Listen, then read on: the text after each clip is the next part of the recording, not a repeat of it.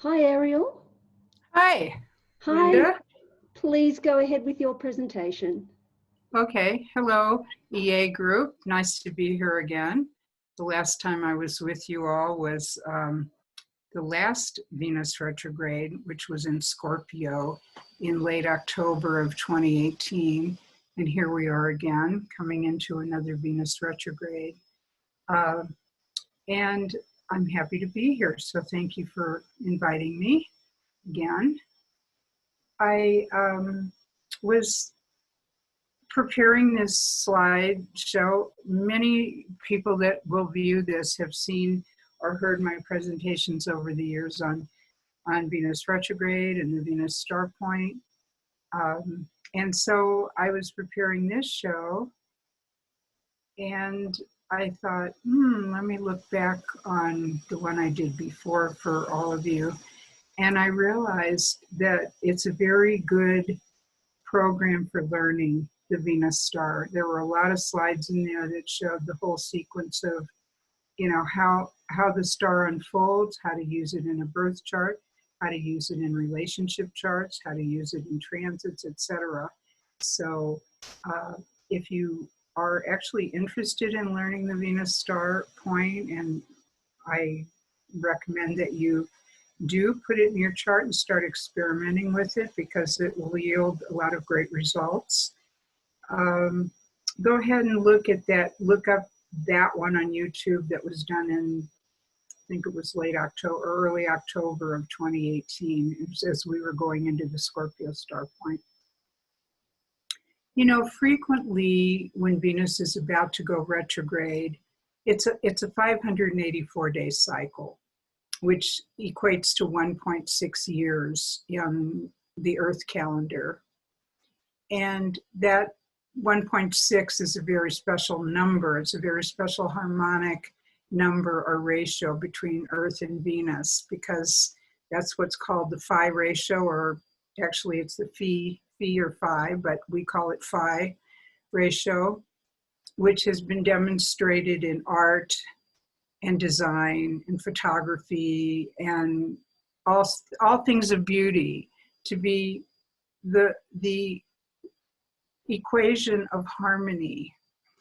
And that's what Venus does for us. It brings harmony, it brings balance. The Earth-Venus relationship is based on the two of them dancing together around the sun. And that's the synodic cycle every 584 days, or 1.6 years.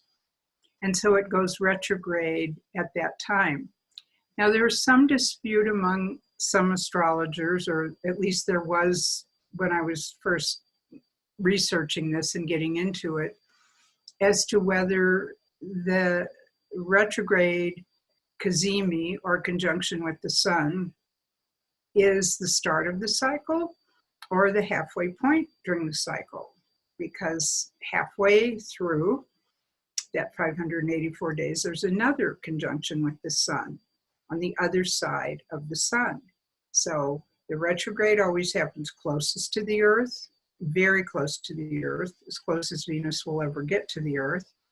And the one halfway around the cycle is on the far side of the Earth, where you can't really see it. You can see it, but it's further away, and it takes a little bit longer to become visible after that conjunction.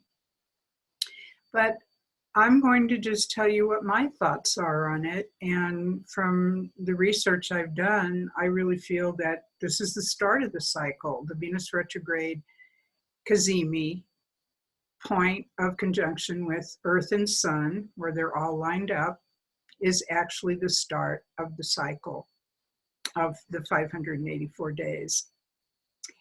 And one thing I've observed just before it's about to go retrograde, so it's ending the last 1.6 years, think back to October of 2018 and maybe what you were doing in your life, where you were living, what your daily routine was like, what you were engaged in, and see if some of that is either coming to a conclusion right about now or within this next month, or whether you're going to take it to the next spiral, because it's like a spiral actually. And so I use these times, these Venus sequences, cycles of 1.6 year increments, as almost like Venus review periods. And of course, the retrograde is a perfect time to review. It's not like a Mercury retrograde. A lot of people think of, you know, when they hear Venus retrograde or any retrograde, they automatically go to Mercury retrograde. Mercury is different, you know. It involves contracts and signing and commitments on maybe paper or legal or whatever. Buying things, Mercury rules merchants, buying and selling, trade, commerce, etc. But Venus rules matters of the heart. And so the retrograde has to do more with what are we feeling inside? What is it that we are really in deep review about in terms of either who we're relating to at the time, our most important relationships. Oftentimes during the Venus retrograde, relationships will pass out of our life. Sometimes new ones will show up, but oftentimes the new ones that show up can sometimes be old ones that we haven't seen for a long time. But in any case, there is, you know, it's the retrograde isn't just a forward, backward, straight line. It's a spiral, it's a loop. It's like a big loop going around. And so it kind of goes off the ecliptic, and when it's retrograde, and it's doing kind of a dance, really. It's going off the rails, as you might say. It's going off the rails a little bit. And so it's more unpredictable. Now, having said that it's not so much like a Mercury retrograde, I think we might reshape the ideas of this particular Venus retrograde because it's in Gemini and it's ruled by Mercury. So Mercury is going to have more influence on this particular Venus cycle for the next 1.6 years. And there are some really astonishing factors that I've been looking at, you know, in the charts right now of this Venus retrograde. These are some images here that you see on the screen of Venus, the Venus at the top left, the actual planet, the glyph for Gemini, the Mercury as the ruler of Gemini. And I think during Venus not just the retrograde, but during the whole Venus cycle that we're about to embark on for the next 1.6 years, the Mercury positioning of Mercury and its particular retrogrades will also be important. Now this year in 2020, Mercury goes retrograde in water signs. So we will see a lot more emotion than Gemini usually carries with it, because Gemini is an air sign and it's more about the mind and the thinking process. So we'll see a little bit more emotional activity with this particular one. Gemini, I call this particular constellation or sign the twins or the sibling constellation, because I've noted that there are a lot of, well, in Gemini, there are a lot of the idea of the dual, of the two. You know, it could be me and my other inside, but it can also be an actual person that you're, even from an early age, a sibling or a twin that you are interacting with in a pretty strong way. So those are some thoughts. Now, a lot of things that I'm going to say in this presentation and that I said in the other one come right from the book, Venus Star Rising. I'm happy to report that the first printing sold out last year, and it's now in its second printing, reprint. And I've been getting a lot of orders of the book lately in the second printing. And the only thing that changed, the content is the same, but I extended the table. The tables on page 80 and 81 before only went to 2020, which we're here right now. When I wrote this, 16 years ago, 2020 seemed pretty far away, but now it extends all the way up to 2050. But in the appendix in the back of the book, you'll find your Venus star point dates going from 1750 all the way to 2050. So you have a lot of dates available for research.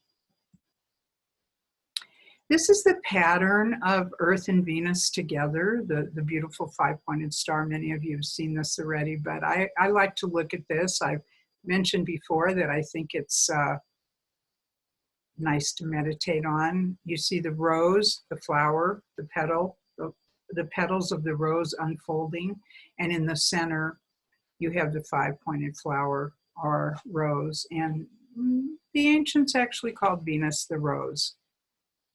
And I mentioned this before recently, and people hadn't realized that rose is an anagram of Eros, E-R-O-S, the god of love. So we have the love principle tied to the rose.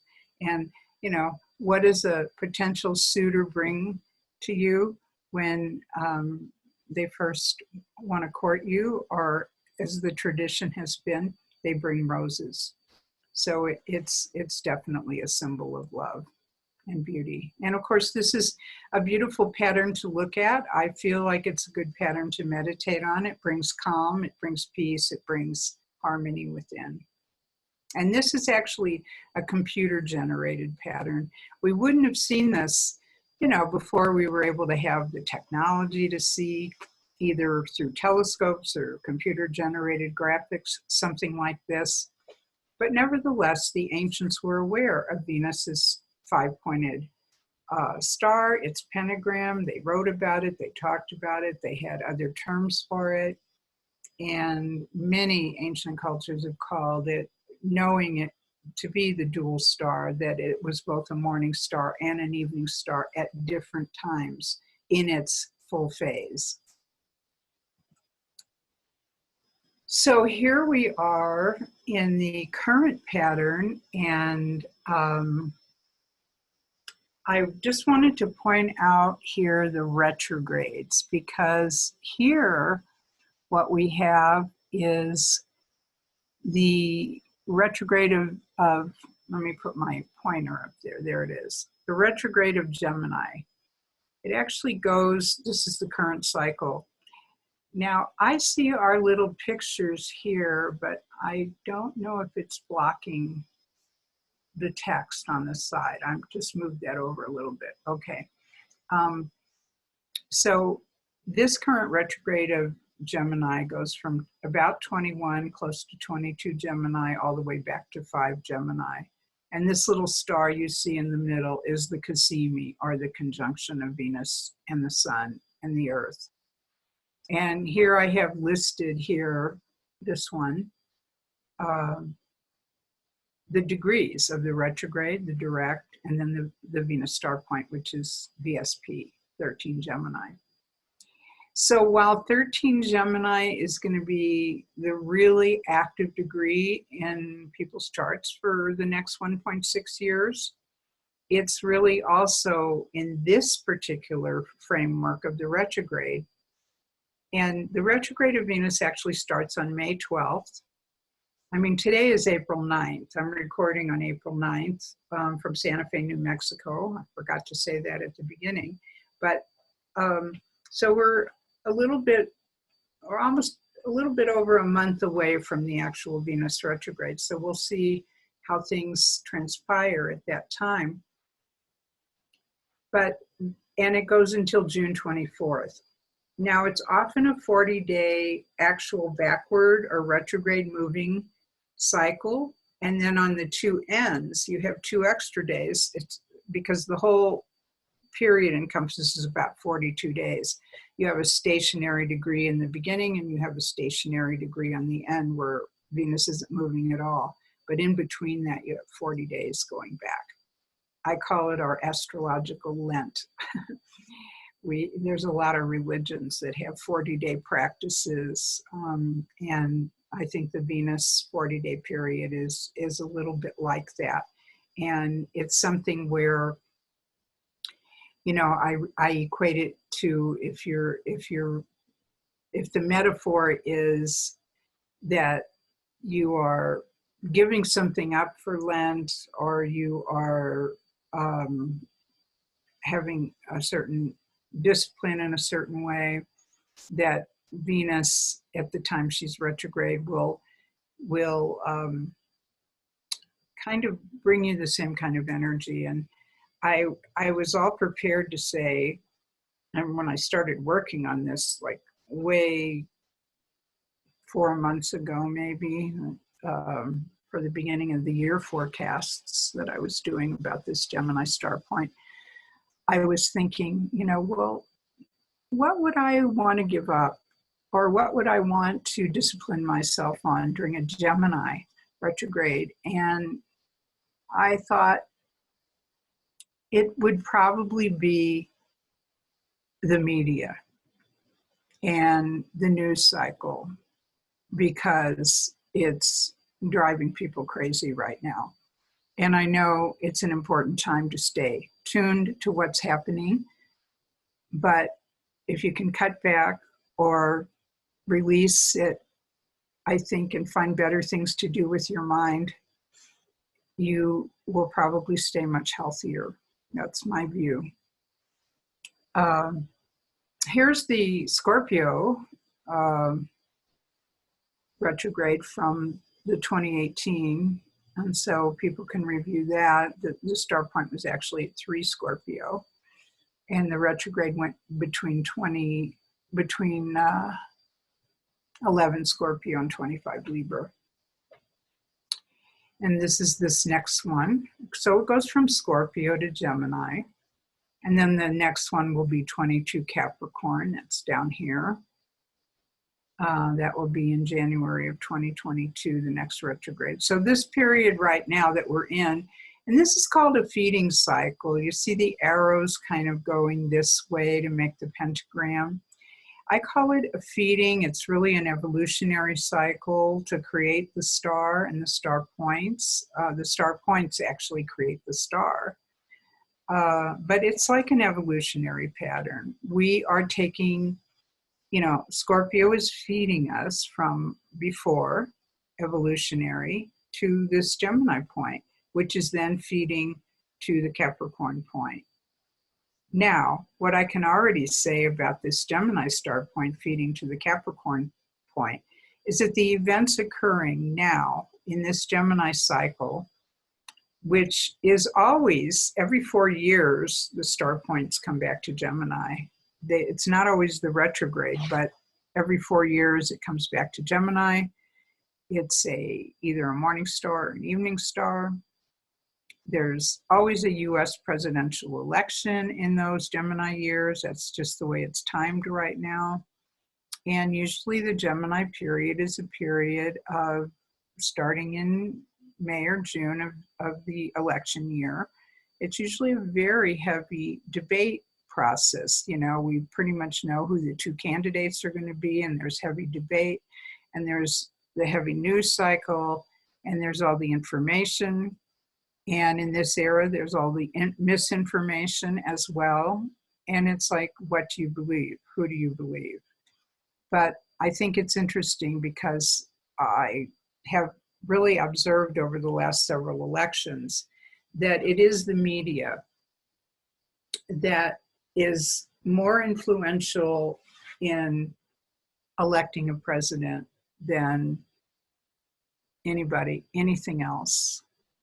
And it is how they are portrayed in the media, how much press coverage they're given, how much, you know, what's the spin on it.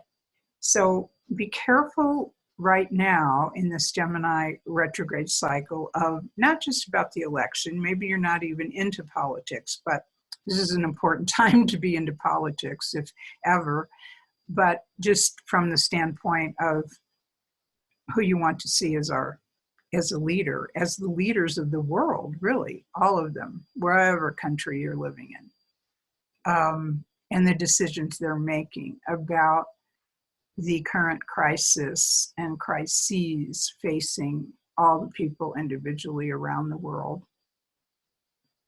So in this Gemini cycle, that's kind of an important thing. But what I was going to say was this Gemini cycle will then feed into the Capricorn cycle of 2022 of January. And that pretty much is going, the Capricorn being a sign of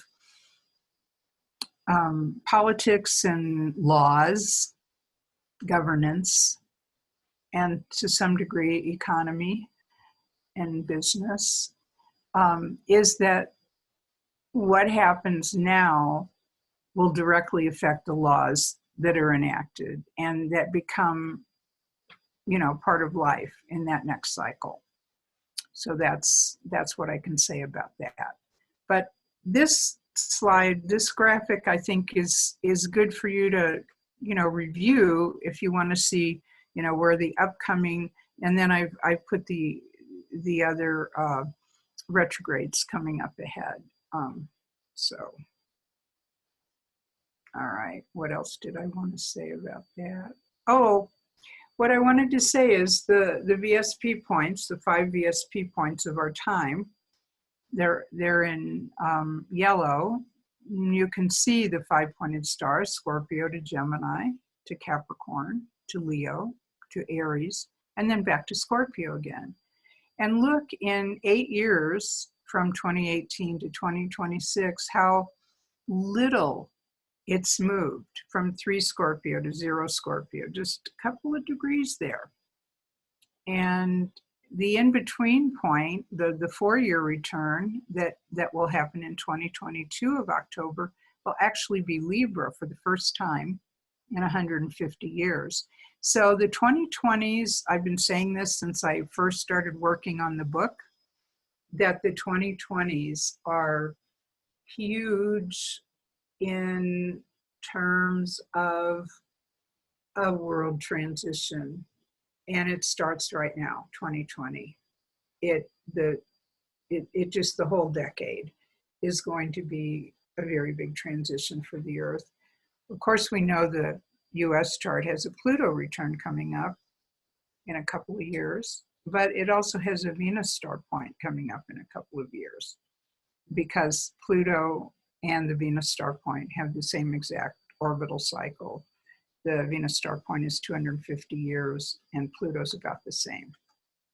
So there's an evolution, you could say, a new evolutionary cycle, both ending, we're in the ending phase, we're in the balsamic phase right now of a lot of different synodic cycles, and then we're in the rebirth phase as well in the 2020s. So the other thing is to look at, if you have any degrees in your own chart that are really close to these particular degrees, and also the opposition squares, other aspects. But first I would look at conjunctions and see what is being activated in your chart, because the slow moving Venus clock really affects your chart for pretty much the 8-year period, the whole 8-year period that it's involved in. And sometimes it even moves, sometimes it even goes for 12 years. Or could extend even for 16 years if you're using a 2 or 3 degree orb. I tend to keep the orbs pretty tight because it is so slow moving. And the closer it is, the more impactful it is. But this is something, kind of to look at. And then for this particular cycle, this Gemini cycle, maybe you don't have something exactly at 13 Gemini, but if you have anything in between the 21 to the 5 Gemini, that's being impacted as well. It's right in that retrograde. And the way the star point goes and the way the retrogrades go, it doesn't matter whether you start at the retrograde position of Venus or the direct position of Venus or the VSP, you will still get the 5-pointed star. But as long as you're staying consistent about where you're measuring them from. So that's an important one too, to consider. What do you have in Gemini or perhaps in Sag at these corresponding degrees? Okay, I think I've covered this slide a lot. Now, what does the Venus star represent to us? Okay, it is kind of has a dual nature. Venus does have a dual nature. We know that from astrology. First of all, it's the sister planet to Earth. Venus rules 2 signs in astrology, Taurus and Libra. And I've come to see that the morning star Venuses tend to be more like Taurus, and the evening star Venuses tend to be more like Libra. But that can change depending on where in the cycle you were born, if you're new to the cycle or it's just about to change over. You've got to look more directly at other things, but I would say as a general rule, I would say that that's a pretty close correlation. With Venus, there's 2 myths of her birth. One, the one that we've always heard about of born on Cyprus and floating to the shore and on a seashell. And that's the Botticelli, the famous Botticelli painting that has immemorialized her, that everybody thinks of when they think of Venus. That's the celestial Venus. And then there is another birth story of Venus with Zeus, where she was born on another Greek island, Kythera. And I've been on both islands. They're both very Venusian islands, so I can see why both of them want to claim her birth. But that one is the morning star. She's called Venus Pandemos there, where she's more the earth goddess, more like Taurus, and fertility and so forth. Whereas the celestial Venus, the Urania Venus, is the one that's on the far side of the sun, the evening star, the love goddess that the ancients referred to, dancing in the stars, the poet, the spiritual, very attuned to just the elements of the sky. So that Venus is watching Earth from a distance, but she's not so concerned with earthly affairs, where Venus Pandemos is much closer to the Earth, as close as possible during the Cazimi, and she's more engaged with business, politics, getting things done, organizing things, life, the body. So there's those 2 different sides of Venus. And then, of course, I always say that, Venus is not just all love and beauty and light. She is love, pure and holy, a holy type of love, or a sacred, if you will, type of love. But then there's also the love that's blocked by fear, which can't get in, and it's a darker Venus. It kind of repels it. So, and the Venus star points as they go around a person's chart through life. I do a lot of lifetime readings on Venus star points through people's charts, and have learned a lot from doing them, especially from finding out from the people I'm reading for that, oh yes, this is when my daughter was born. It was the best thing in my life. Or this is when my daughter passed away. It was the worst thing in my life. It's not always the birth. Sometimes it's the heart. It's the heart opening, the heart having a chance to feel whatever the the love or the, the passing away of a love or the birth of a new love. And this is often what can happen during a Venus star point passage. Okay. So I've learned a lot about Venus since I've been working with this star. First of all, it is a beautiful design and it's uplifting. It is the divine feminine principle of our solar system. I call it the cosmic heartbeat because I do believe that behind the zodiac and all the planets that are transiting around, there's this Venus star clock operating in the background and all these star points going on in this pentagram being traced slowly through time. And I do feel that that's like a synchronized Venus clock, actually, or a heartbeat. And especially when you think about that, every cazimi or conjunction of Venus with the sun produces either an evening star, and then it's a morning star, and then it's an evening star, and then it's a morning star. And it always alternates between the two. So you get, again, that dual aspect of Venus, but also that heartbeat. And you could think of it as the inhale or the exhale, or, the kind of rhythm that Venus provides us in the sky.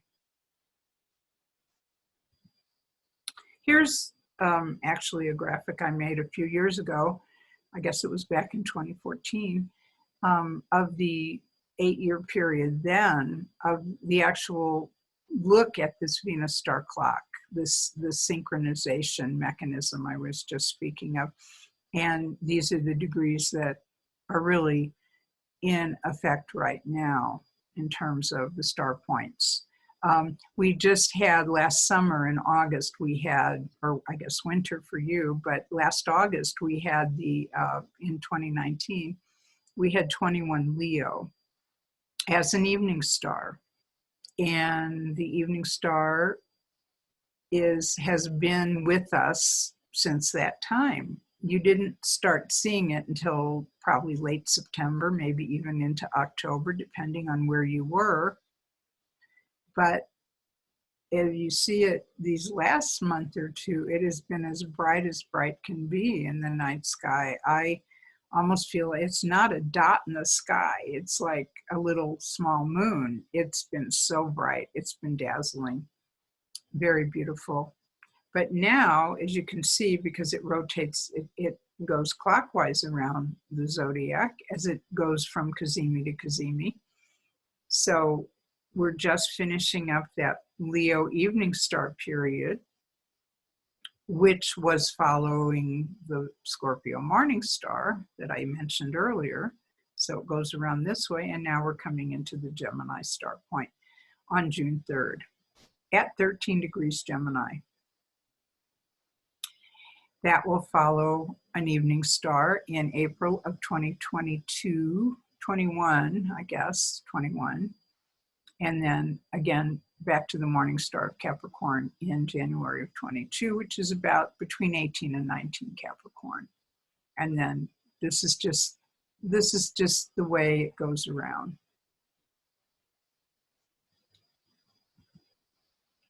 Now, this is an interesting graphic, I thought. The one on the left is a 40-year star pattern of Venus, how the pentagram keeps tracing, whether it's an evening star or morning star. It's very specific. It covers the same degrees.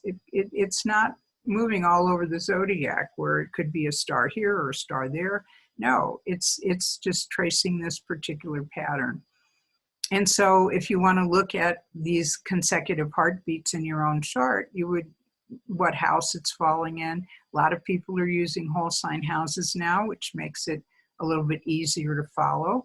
But I don't always use whole sign houses. I do sometimes, but I'm still very much, if somebody's 25 degrees or 28 degrees of a sign rising, it's a little bit hard for me to make the adjustment, to move it back one whole set of houses, but that's your particular preference. Whatever house system you use it, and you'll see. You'll just do whatever you do with astrology in terms of looking as to where it's going to fall, and you'll see these consecutive heartbeats giving you a message. And then the one on the right is the 100-year pattern, and that's where Venus kind of moves through a whole 30-degree position. And of course, in the case of whole sign houses, that would be one whole house, one whole sign. But there are changes, and they don't always change signs at the same time. It just depends on where they are in the cycle. We're about to have Scorpio star point change to Libra in the coming couple of years, which is in this coming decade, I mean. And then in the following decade, in the 30s, we will have the Aries star change to Pisces. And those star points haven't been around for 150 years. So it is a pretty significant change when that happens, especially when two change at the same time, which Aries and Scorpio do. Some of these signs are connected as in a relationship that I call life mates, because they come in together and they go out together. So it's like they're fused together on the Venus star pattern. This is a copy, not a very good copy, but a copy of a page from the book, which shows the Gemini star period. And there's a page like this on every single sign, so you can actually look at the dates more specifically if you just want to look at the Gemini dates. And so you can see it started in 1964. That was a big time of change, 64 and 65. It went from Cancer to Gemini. It hit 0 Cancer, 29 Gemini, which is the world point, what they call the world point. And there were some big changes in the world at that time. The next world point change won't be until the late 30s, when it goes to 0 Aries and moves back to Pisces. But, you know, this was the Earth being kind of shaken by Venus. And I still say a lot of people regard the 60s as the Pluto-Uranus conjunction that had to do with especially with the love era, the peace and love generation, as they call it, the Woodstock generation, of which I am a part. But the Venus star point was definitely having its say at that time too. It wasn't just about revolution and change and anti-war and civil rights and women's rights and all the things that were happening then, it's true, but there was that whole idea coming down of the love and the peace and all of that lasted. It lasted for a little while in the 60s. It kind of faded out, but the people that lived through it and the movement that began there has never been forgotten. It's still idealized. That period is still idealized as a time like which we have never seen since then. So that was the beginning of the Gemini star point. And I like to say that at that very time, Bob Dylan wrote "The Times They Are a-Changin'" at the end of 63 going into 64. And that's when the star point of Gemini was born. And if you follow the lyrics of that song, and of course it was reflecting a lot of what was going on in the culture, but we also had a very big dramatic change here with the star point. So you can see from this that every 4 years, 64, 68, 72, 76 is a Gemini star point. But every other one is retrograde or morning star. And then see the direct, D means direct, and retrograde means, RX means retrograde. And so over here, it's ES, MS, ES, MS. They always alternate. You'll never get two in a row that are the same. Just not possible. Not unless the solar system is really spun around. But this is the way it is. So you see, this one has a 108-year total cycle. Typically, I would say the average Venus star point in a sign is about 100 years, but this one is a little bit more. So there will be 28 total passes of the Gemini star point by the time it's finished. So 28 heartbeats in Gemini for this 108 years. And I might add, I was going to highlight this, but I didn't. In 2004, and then again in 2012, at the two morning star retrogrades, we had twin transits of Venus across the face of the sun. That only happens once every century, really about a century and a quarter. So that was a big time in our current life, in the current life of the Gemini star. You know, a very big time in the life of the Gemini star was at its birth in the 60s, and then again at 2012 when we had the last transit of Venus across the face of the sun, which, you know, again, rarely happens. But I've observed from history at past transits that very important people are born in that cycle. And so all of you that have kids or grandkids that were born between that in that 8-year period, they've got a special energy that they're carrying of this Venus star.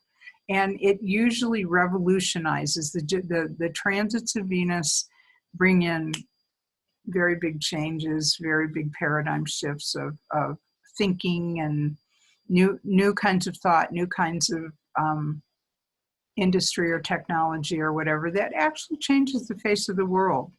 The last one in the late 1800s that happened produced some of the greatest paradigm shifting thinkers of the 20th century. I've done a few presentations on that alone, but that was pretty dramatic. So I'm waiting to see what these children born in the Gemini star point will start looking like. So here we have the sibling constellation, as I call it. It's a mutable air sign.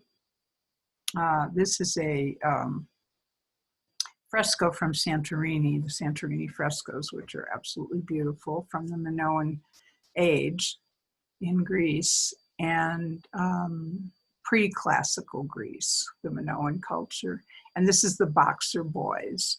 And so I've always looked at this image and thought of Gemini, because they're actually twin boys, but they're enamored of one another, but they're also kind of competing with one another. And that's a lot about what the Gemini constellation is in mythic astrology. We look at some of the mythic figures of Gemini, like Castor and Pollux, and one was mortal and one was immortal, and the immortal one mourned for his brother when the brother died. Or there's just a very strong relationship between these twins, you know, for better or worse. Sometimes they're dueling their whole life, but there's often great love there as well. Now, Gemini governs the arms, the hands, the lungs. What are we dealing with now? Especially the lungs. As I said, as we come into the Gemini retrograde, as we come into the retrogrades of Venus, the world is usually facing some pretty strong energies of, potential crisis, actually. Right now we have a disease going around, COVID, virus that is preceding the actual retrograde of Gemini, but Venus, this is April 9th. Venus entered Gemini on April 4th. It's going to be in Gemini until early August. That's 4 whole months. Normally Venus stays in a sign for 1 month, but this year, 4 months. So we have this Gemini. And what does Gemini deal with? It deals with mobility and commerce and travel and trade and all of these things, just but being free. And Mercury, remember, the winged messenger taking flight, the little FTD floral guy delivering the flowers, is the image that they have adopted. What's happening to our mobility right now? And it's an air sign. What's happening to the airline industry right now? Or any kind of air travel. Air is how this disease is transmitted. It spreads through the air. Gemini is also ideas and words and thoughts and stories. And earlier this year, I was talking about the Venus star point, and I was thinking, I bet a lot of people are going to be getting into the mood for writing. Dusting off that old manuscript that has been laying there forever and they never had time to do it. Maybe the Gemini retrograde period will be a time they'll pick it up and start writing again, or journaling, or another good thing to do during a retrograde cycle, Mercury or Venus, is to pay attention to your dreams, because they usually come in through a little bit more strongly. I very much an advocate of dreams and dream journaling. And so I thought, now that everybody is self-isolating and sheltering in place and not having a whole lot to do, that I think there's going to be a million stories coming out of this, whether they're actually written or photo documentaries or video projects or whatever. But there's a lot of creativity happening even now. I'm seeing it, all these things being sent to me, 100 things a day being sent to me from people on, this video or that message or this. And this is what I mean about the going on that fast or cutting back on media, because now more than ever, I bet we're all getting bombarded with a million things a day, not just from every time we pick up our phone. There's boom, boom, boom, another flashing story. I've turned off most of the notifications, but there are some that still get through. And then our friends and our families sending us, I love the cute little things you're sending, especially the ones that make me laugh, and all these parodies that they're doing on, if you've seen the videos on the music videos, like the Bee Gees, Staying Alive, the one that's Staying Inside, that's a good one. And the one on Bohemian Rhapsody by Queen, there's a takeoff on that of, they're all just really funny, and we need some good laughter right now. So, and Gemini's usually a sign that actually can produce a lot of laughter. They're very witty, they're very clever, they're always joking. They have jokes.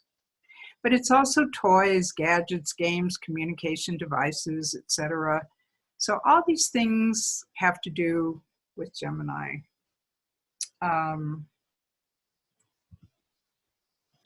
So I want to go just back a few minutes to when we were talking about the transits of Venus in Gemini, the once in a century that happened between 2004 and 2012.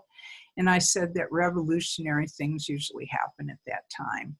And in Gemini, what kind of revolution would you expect? A revolution in communication. And I want to point out that these social media giants were introduced to the world who was obsessed with digital communication already, building up to it. And when you think of, how prominent the Gemini star is on this Venus star wheel right now, it's kind of amazing. to see that all of these companies were born between that 8-year transit of Venus and Gemini, and look at the influence and the impact that they have had on the culture.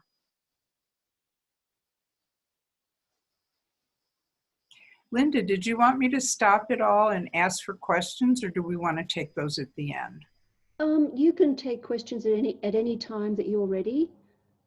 Okay. I'm not seeing any hands go up or anything, so.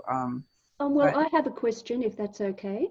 Sure. When is the next Venus transit? There's 2 of them. We know that it's going to be about 100 years or so. What sign are they going to be in?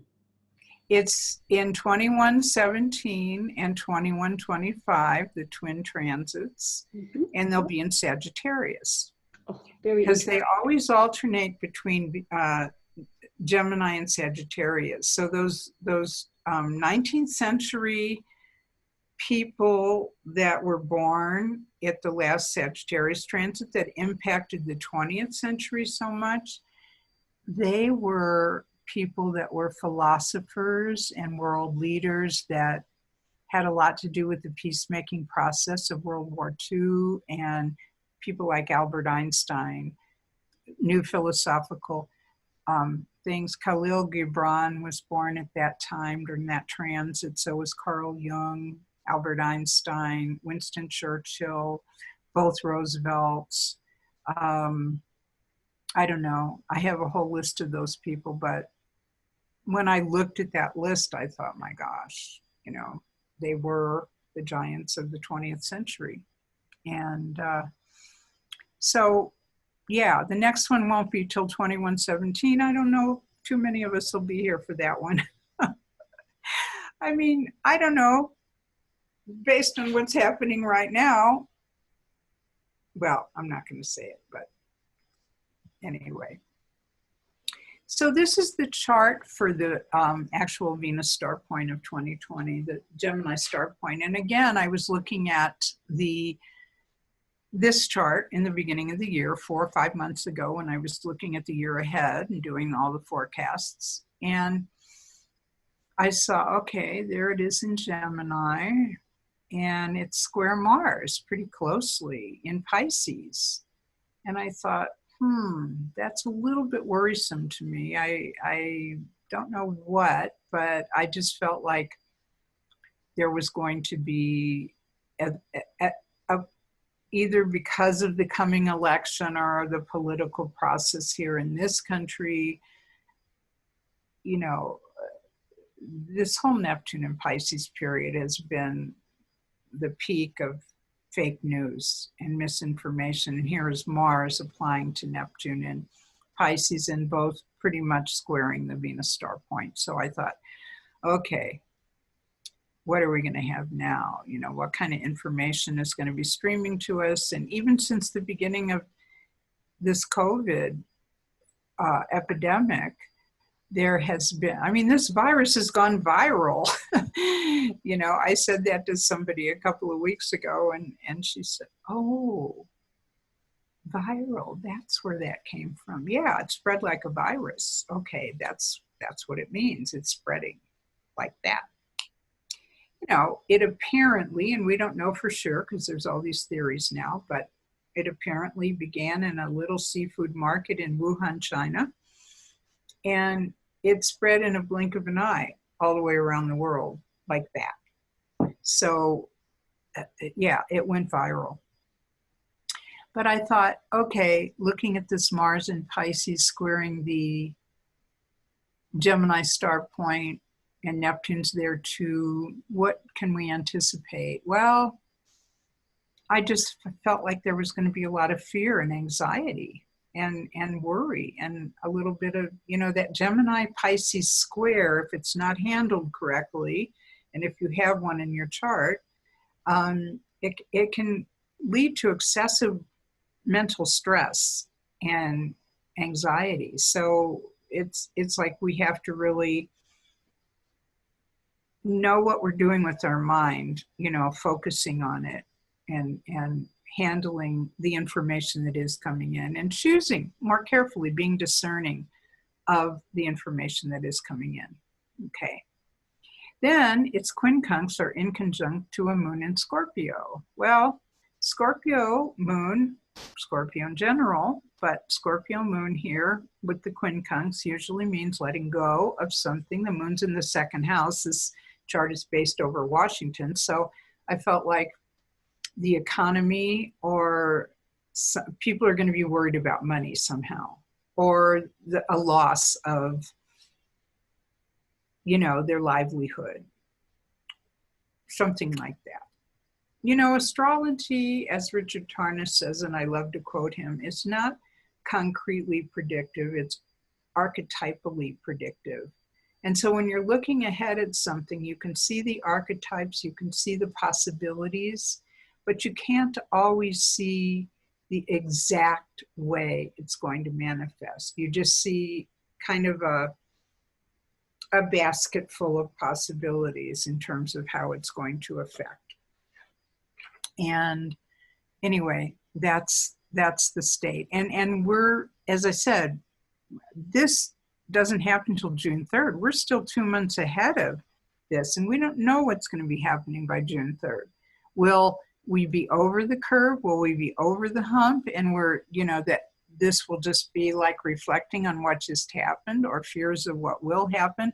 But I can tell you one thing, economically, with that moon in Scorpio in the second, we're not going to be in any kind of land yet of where things are actually solved. The virus may be contained, the panic may be over, of the immediate future are present at that time. But I feel like, as I said, this is the beginning of a 584-day Venus cycle chart. So I think we're going to see the effects of this for that whole period.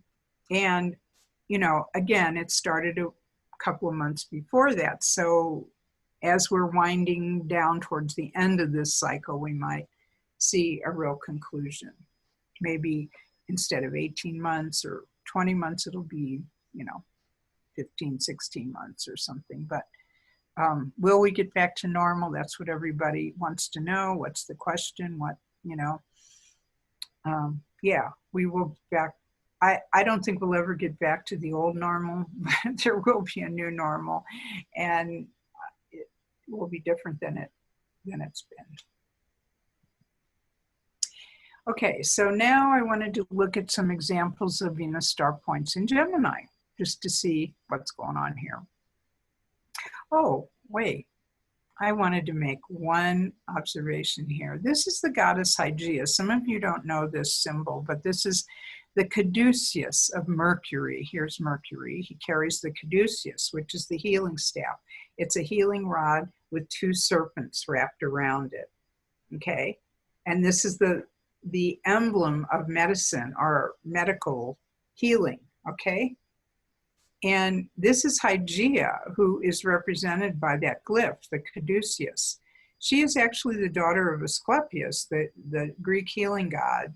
I work a lot with Asclepius. When I go to Greece and lead the tours, we do a lot with Asclepius and his teachings. He was very revered there for a long time, over 1,000 years, maybe close to 2,000 years, where everyone who was sick went to the Asclepius dream temples to be healed.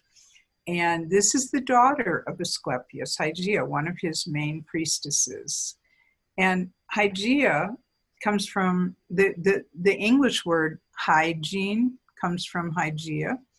In Greek, the name is pronounced Hygeia, but she is actually quite prominent in our own charts. How do we keep ourselves healthy? Okay, well, here she is in Gemini in the air sign, which has to do with the lungs, right? And the breathing.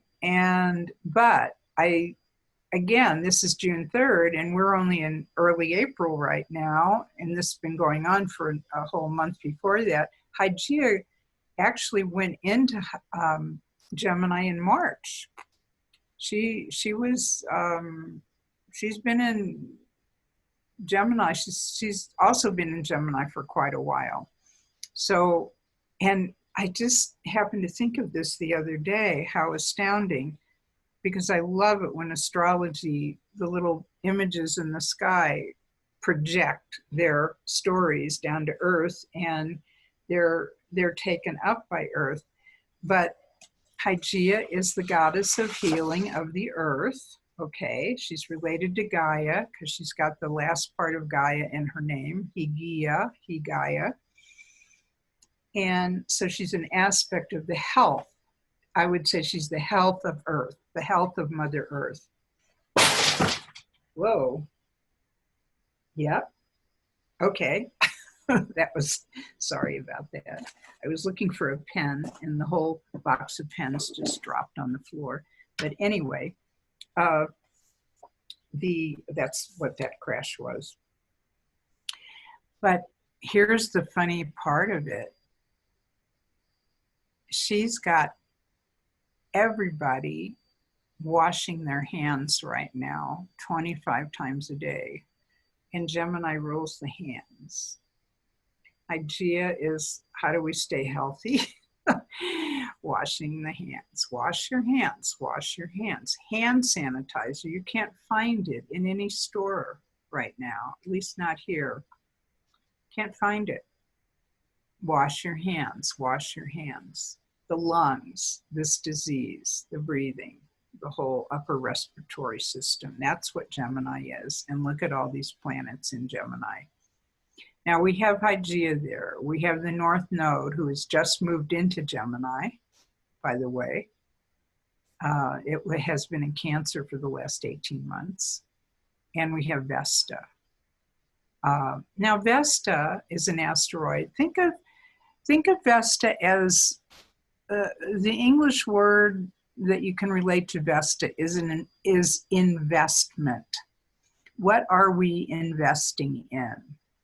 Okay, what is our investment look like? In other words, what do we value? What do we believe in? What do we hold sacred? Because she was the goddess of sacred hearth and home. But, you know, what does she hold really near and dear to her heart? Okay, so Vesta conjoined so closely with the North Node and Hygeia is like we're investing in health right now. Health care, health products, keeping ourselves healthy, keeping everybody around us healthy, our communities, and keeping the world healthy, and our healthcare workers especially. All of these guys, this guy that carries the caduceus, Hygeia, and this guy that carries the caduceus, Mercury, and Vesta in the North Node, these are the healthcare workers and the first responders that are up at the top here of the chart right now in Washington. And they are, they are our heroes. They're our leaders right now. They're the ones we need to be listening to. We need to be listening to the doctors, the surgeons, the scientists, the people that have really figured out this disease. And I do think that there's a promise of a cure, a vaccine, a remedy coming with that lineup. I definitely think that. But meanwhile, we do have these, these squares from Pisces and the moon in Scorpio, a lot of deaths, a lot of mourning, a lot of people that are grieving over, what they have just witnessed. So wash your hands, Hygeia. It must be, every time I wash my hands, I think of Hygeia in the sky and I go, I know you're happy right now. Everybody's washing their hands. Oh, she's not happy when everybody's sick, but at least she's getting her point across. So here's Boris Johnson. He has been, as of this particular date recording, he's been in the hospital in ICU for a couple of days now. And he contracted the virus. And look at he was born on the day of the Cazimi, this Venus star point. Now, if you're born on the day of the Venus star point, anyway, you get what I've always called the Oprah effect, because she was born on the day of the star point in Aquarius. And the Oprah effect is like, you know, it's magical. It's wow, you know, you've got the energy pouring through you of Venus. So here's Boris Johnson, who was elected last year and reelected again. And he's the one who promised to bring Brexit to, you know, to get Britain out of Europe by the end of last year. And now it's delayed until next year, but he's the one carrying the magic wand of, you know, we're going to do this, you know, we're going to do this thing. Now, look at all the Gemini in his chart: Mars, Hygeia, Mercury, Sun, Venus, lungs, upper respiratory. You know, this is a situation where you would say, to begin with, and again, he's got these Gemini squares to Pisces, Chiron, the other healing god in our chart, and Vesta, investments. He's got to invest in health too. And I think he's been, before he got sick, I think he was giving a lot of praise to the national health care system in Britain and what they have going for them. So he is giving recognition where it's due. But this is, again, a square between Chiron and Hygeia and Mercury. So this is somebody who I would say, if I were reading his chart, you know, you got to watch that. You got to watch that upper respiratory and the breathing and, you know, airborne viruses and being exposed and all of that. That's a lot of Gemini. And it's also juggling a lot of things at once. It's you know, it's a mind that's going here, there, and everywhere. And I imagine it is for him in a position like he has. And he's very tied really into this whole Venus star point chart that I just showed, because if you compare, you know, you have the Pisces and the Gemini squares, and you also have the Scorpio moon. He's got a Scorpio moon. That was a Scorpio moon on his Neptune. So, you know, they say he's stabilized and he's doing better. We'll see. But like I said, that's a vulnerable chart. That's a vulnerable situation for him. And we can only hope that, you know, he comes out of this well, strong, whatever. Here's another Gemini star point, and I am just showing Gemini star points now. There's a lot of examples I could show, but here we go with the sibling constellation, Prince Harry, or the Duke of Sussex. His Venus star point is 25 Gemini right down here.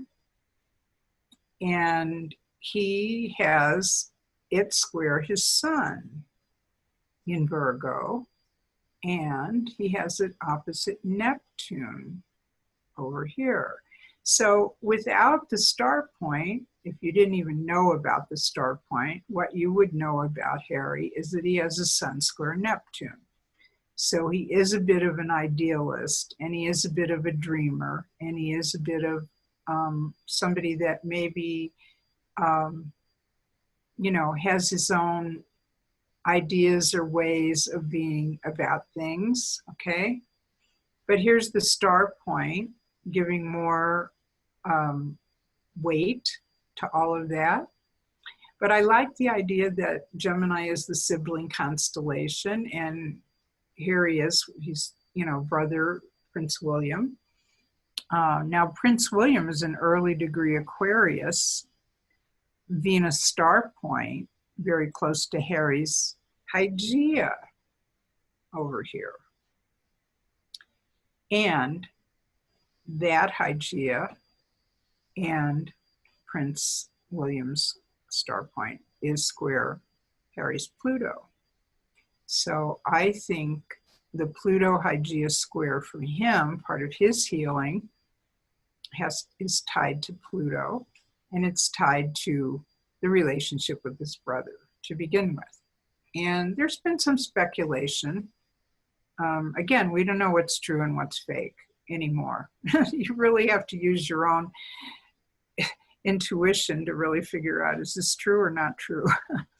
But you read stories about, their ongoing conflict, or no, now they've made up and they're friends, but no, there's this chilly distance between them. Now there's a lot of distance between them, physical distance, but nevertheless,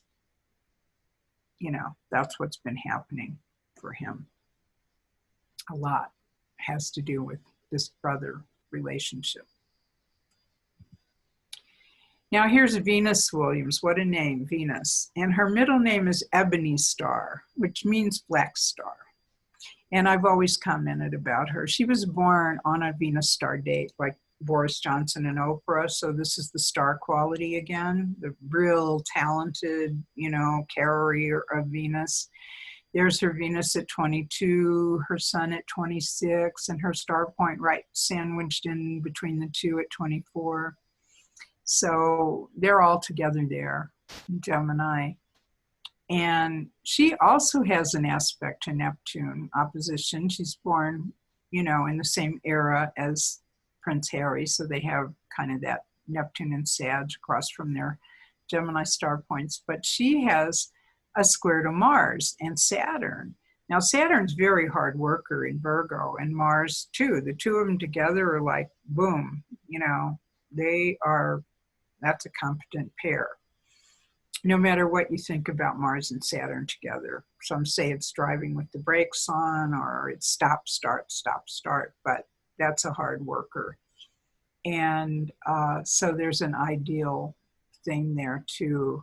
But I think it's interesting sibling constellation. There she has her sister Serena, who is an Aries VSP, and they have competed together professionally quite often. And I've heard Venus say in interviews that, how is it competing with your sister on the court like that? If those of you who don't know who Venus Williams is, she's a, very record-breaking, top of the charts tennis champion. And so is her sister. And they have competed together in matches. And although I've seen Serena be much more the Aries VSP, she really has a slam and a real Aries kind of force behind her. With Gemini, with Venus Williams, born on this star date in Gemini, I see her more graceful and like dancing on the court, flexible mobility, agility, which is what Gemini really has going for it as well. And so the other correlation there between being named Venus Ebony Star Williams, being born on a date when Venus is a dark star. You can't see her when she's conjunct the sun. She's behind the sun. And, to have the name Venus on that Venus star date, I just thought was kind of amazing, whoever named her. Okay, so we're starting to wrap it up now. How to find your Venus star point. Oh, two more charts I didn't show just before we're finished here is that are also in the news this year, somewhat controversially, or do you say that?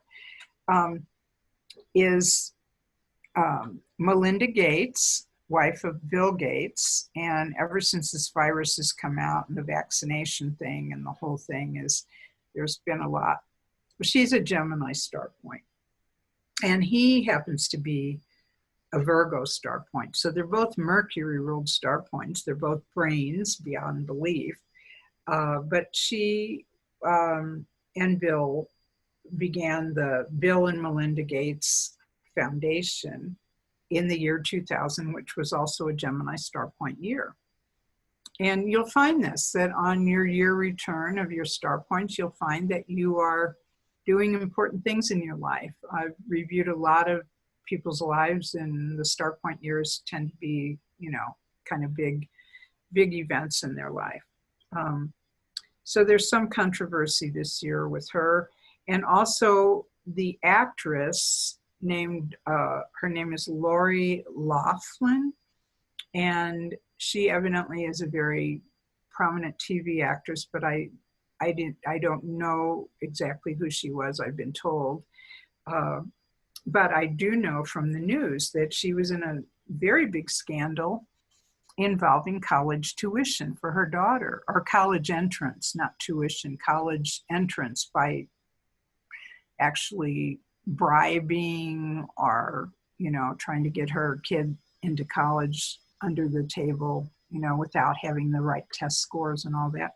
Of course, Gemini's education too.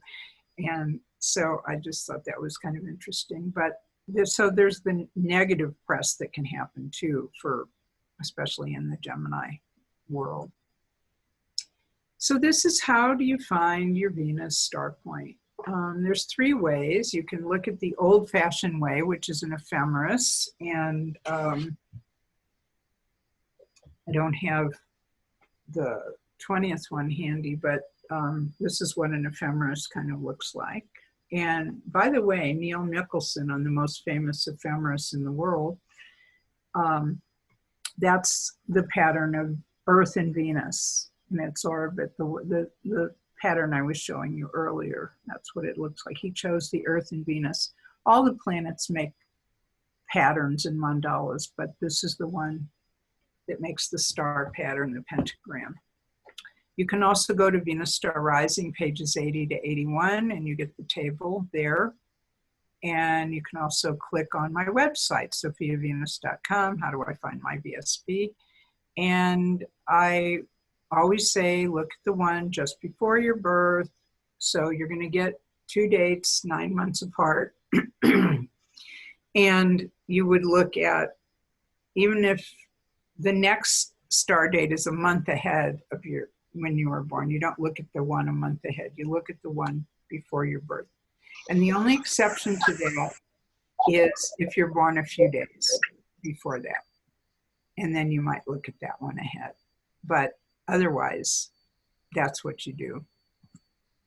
This is what that table looks like. You'll get a table like this. So you'll see a date, you'll see a set of dates, and you look at the one where's your birthday, and then you look at the one preceding that. And this is the link to get there. And then this is the print book that just came into print again. And this is the PDF. Now the PDF is an abridged version. It's not the whole book, but it's got all the star points and all the interpretations of what they mean. So it's more like I won't call it the Cliff Notes. It's just an abridged version of, this is the one for people who really want to know the astronomy, the charts, the orbits, the cycles and all of that. And the PDF is more, or the Kindle version is more for, no, this is just for people on the outside of astrology or sort of into it, but they just want to know what their star points are and their families and their friends and what does it mean. And then these are my other 3 books that just came into, 2 of them that just came back into print after being out of print. So I've had all my books come back into print last year, all at the same time, all 3 of them. So that was pretty nice. It was like having triplets.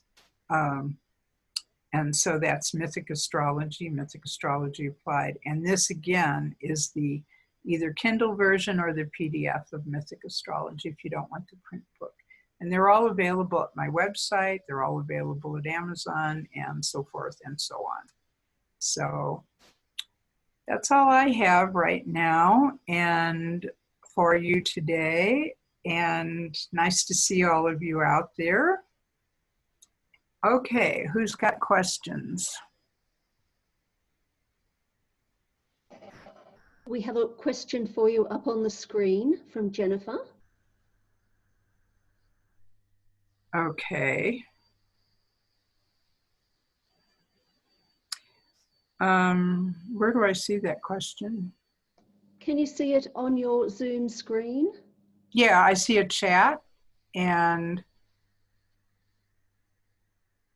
participants and reactions. Can you see the chart on the screen? Yeah, I see that. Oh, I see. Okay. Yeah. I've got to move all our faces out of the way because I can't read that. Okay. What kind of impact do star points have on personal planets? I have Moon in Gemini 13 and wonder what to look for. Yeah, well, you know, the moon has to do with mother. It has to do with nurturing. It has to do with, you know, care and feeding of family, either your mother or, you know, your children. And I've noted before that, for instance, Julia Roberts gave birth to her twins when the Venus star point was transiting her moon. So this is an important time for your moon to come alive within this next 8 years, because the Venus star point is going to be activating it starting now, 2020, all the way up till about 2028. So of course you would look at the other aspects and, you know, tie it into the whole chart. I see it's opposite Jupiter and I see it's square Juno, and it may have to do with your current relationship or, you know, something of that nature. But anyway, it's going to be somewhat of an emotional period for you. That is, the moon is emotional, and it's also going to have to do with communication. It's 12th house moon in Venus, so, you know, are you speaking your own truth? Are your north nodes in Gemini? You are being motivated through this lifetime to tell the truth. And that was another thing I wanted to say that about the Venus star point. I had some notes here about it, but I can't find them right now. But one of the big aspects of this Venus star point is that 2 days after the Venus star date, we're having a lunar eclipse in Sagittarius. So the Venus star point and the lunar eclipse are going to be really in the middle degrees of Gemini Sagittarius. So anybody in the middle degrees of mutable are going to be feeling, you know, kind of the buildup of that tension. When there's an eclipse around a Venus star point, it's a crisis of some sort. It's some kind of release of the energy that's been building up, or some kind of recognition or realization. But the full moon will illuminate what it is, especially to your moon, opposite your moon.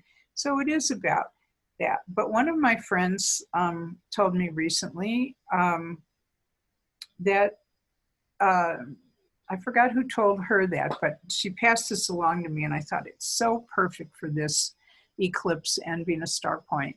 The main message of this Gemini eclipse, it's to tell the truth. Tell your truth, even if it makes other people angry. You have to tell the truth. And the truth part is the Sagittarius.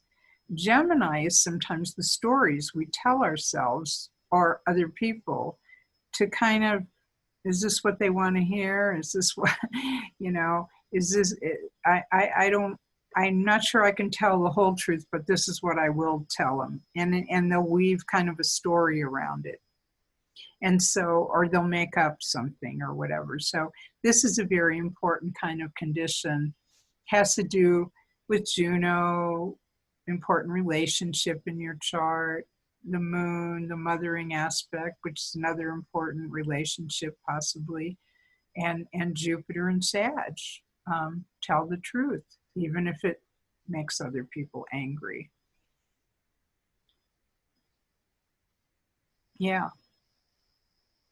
Okay, well, we have Julia here. Julia, did you want to unmute and say something?